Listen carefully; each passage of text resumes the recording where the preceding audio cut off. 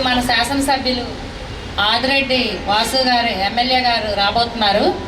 రాగానే మనందరం ఆయన చేస్తున్నాం. అందరూ రెడీగా ఉండండి, ఇంకొద్ది నిమిషాల్లో ఆయన రాబోతున్నారు. సార్ కాల్ చేసి రమ్మని చెప్పండి.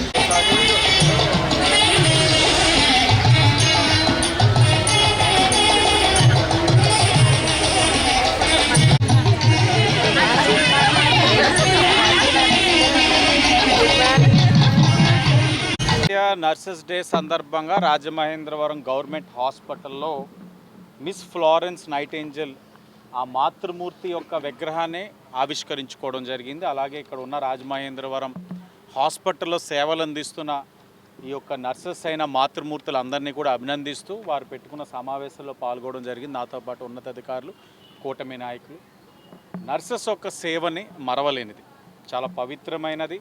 అలాగే ప్రాణాన్ని కాపాడే ప్రతి డాక్టర్ ఒక చెయ్యి వెనకాల వారి యొక్క నర్సెస్ ఒక చెయ్యి లేనిదే కార్యక్రమం జరగదు.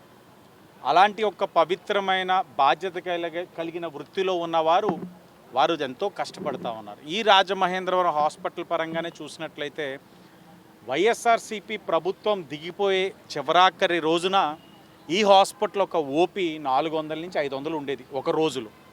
కానీ ఈ రోజున కూటమి ప్రభుత్వం అధికారంలోకి వచ్చిన తర్వాత ఈరోజు ఒక రోజు ఓపీ 1600 నుంచి 1800 ఉంది. ఓ పక్కన అర్బన్ హెల్త్ సెంటర్స్లోని సంఖ్య పెరుగుతూ ఉంది, ఇక్కడ సంఖ్య పెరుగుతూ ఉంది. అంటే కారణం ప్రజలకి ఇక్కడ ఉన్న వ్యవస్థ పైన నమ్మకం, విశ్వాసం. అంటే 3 రెట్లు పెరిగింది అని అంటే ఇక్కడున్న నర్సెస్ అందరి యొక్క కృషిని మనం గుర్తించాలి. తప్పకుండా వారందరి పట్ల ప్రభుత్వం చాలా బాధ్యతగా ఉంది.